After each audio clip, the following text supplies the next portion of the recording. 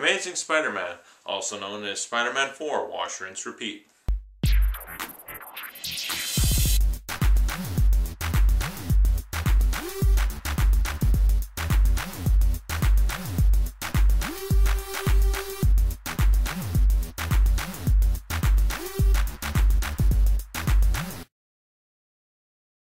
So, The Amazing Spider-Man.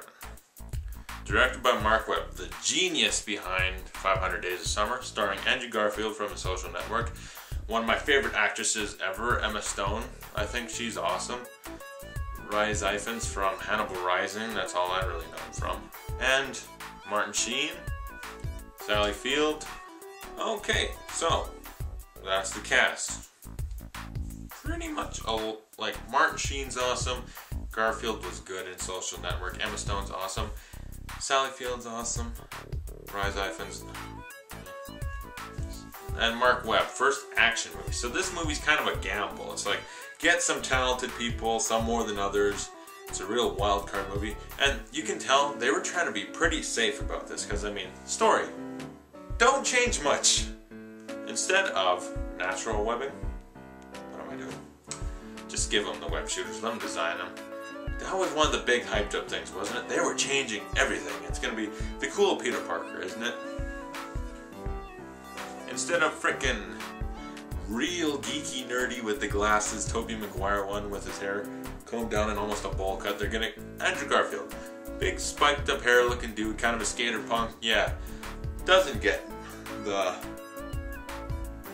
natural webbing. He gets web shooters. He's gonna design them himself.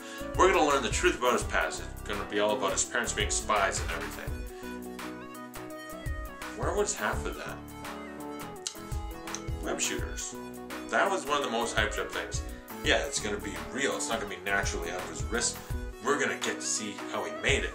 And his costume is not gonna be this big grand production thing. It's just gonna be like some spandex he sewed together himself.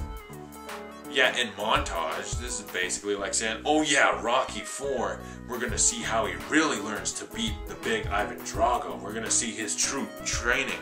We're going to see how he takes down the 7-foot-tall Russian in a montage. You're going to get a very quick idea of how he did that. They don't explain it. It's like, alright, ordered some spandex. See him sewing it. That's it. Alright, web shooters. Kind of studies some technology, saw Oscorp, you see him do a little ordering, and then you see him messing with it, and then it shoots in his face. Which, you know, that gag might have been slightly funnier if it was an organic weapon. Think about that for a minute. He's messing around with his real webbing, and it shoots him in the face. Think it. Love it. Funny. Not PG-13 rated, okay? Although that wasn't the old James Cameron one, so, you know.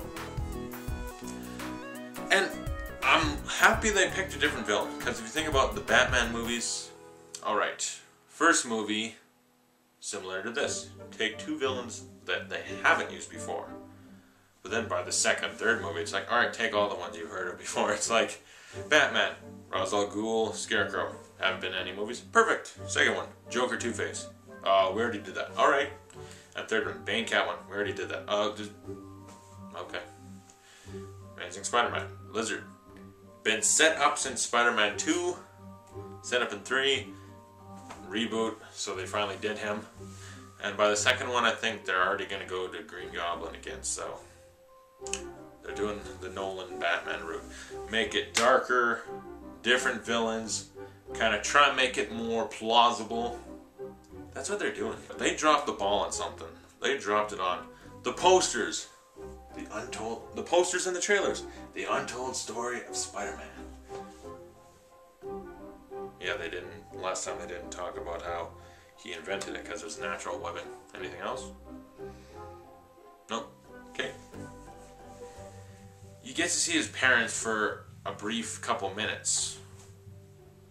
That's it. Honestly, it's like, okay, so what did my dad do? Oh, he worked with Dr. Kirk Connors on, like, this thing, because Kirk Connors wanted to grow his arm back, make humans have this regenerative thing like lizards have with their tails. And he did experiments on spiders and stuff. Anything else? Anything about him being a spy?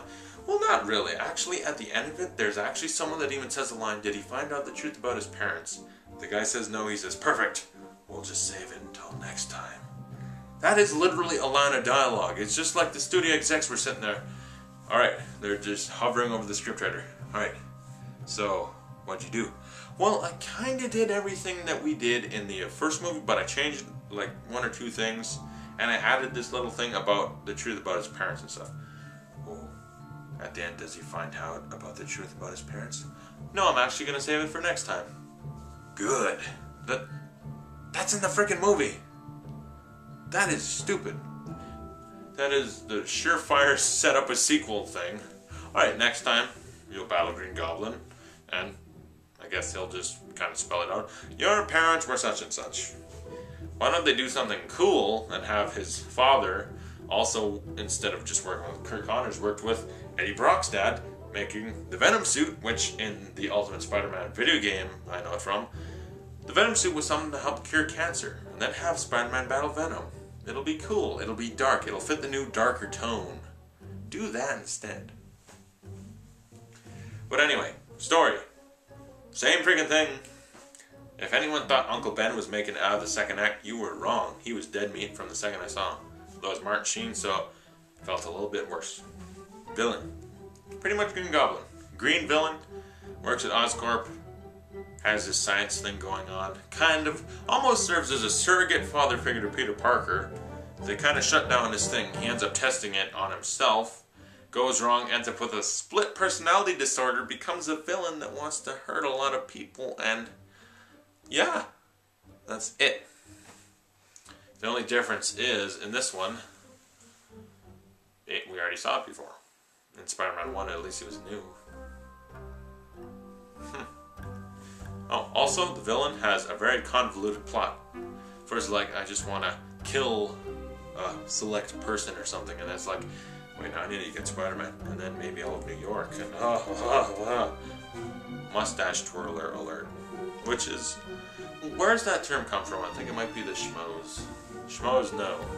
They have a term about villains that are mustache twirlers. That's basically what the Lizard was, if he had one. But I'll tell you, you know who the Lizard looked like? The villain from Creature.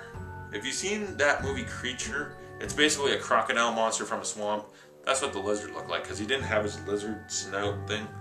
Just had a regular face, sort of. Just with scales, so they kind of botched the design. I prefer if they gave him the real lizard look, because I don't want to be reminded of a shitty movie like Creature. Just saying.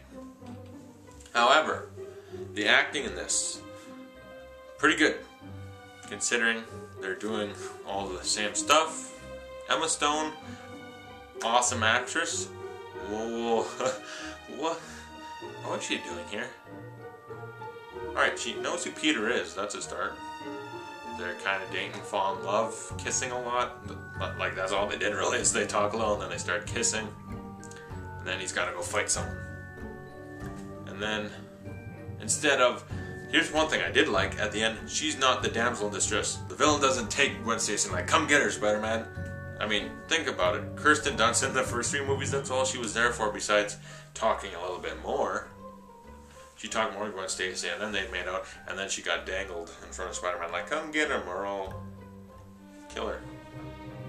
That's it. At least she didn't do that in this movie. She helped a little bit in the fight even, so cool. Andrew Garfield, funny Spider-Man. It was funny. He was cool. Although they also, another hyped up thing was, he's going to be a lot more funnier. He'll have jokes. One scene only, really. When he's attacking the carjacker and he's going real crazy, just insulting him left and right. That's the only time he was really cracking a bunch of jokes. So they dropped that. And also it was darker because he's webbing this guy, but then he gets his mouth, covers his nose, he's about to suffocate, so he has to give him a little breathing holes. So keeping up the dark tone at least. Drop the jokes like, just like that. Direction. Mark Webb, good job, sir. Your previous work was 500 Days of Summer, an awesome movie, but by no means at all an action movie. You went into Spider-Man, which is an epitome of an action movie. He has to swing through the city, over rooftops and everything, fall great heights, shoot his webs, have all his crazy Spider-Man kung fu and stuff, and you made it awesome. Good job. The writing, not so much, as I said. So basically, this movie, wash, rinse, repeat. Same as the old Spider-Man. It's like, alright, Spider-Man 3 screwed us over. Here's what we'll do. We'll just try to wash away all memory of Spider-Man 3. Just clean off all that gunk, all that crap that they had, then repeat what the first one did. And, yeah. However, it was enjoyable. The tone was a little different. I liked it. Gives The Amazing Spider-Man a B. It's fun enough. I enjoyed watching it. And you know, when the sequel comes out, I'll probably check it out. I don't know if I'll see it in theaters. But, yeah. And also, I'm going to go buy the game soon, because apparently the game is like a direct sequel to the movie. So there's something good. That's what I despise. What if I go and get that game, and then the answers in the movie that are missing were answered in the game? I'll flip out. I'll be like, you left out important plot stuff for the game. That'll piss me off. But anyway, yeah. Like here, subscribe here, check out my channel here, and I'll see you next time.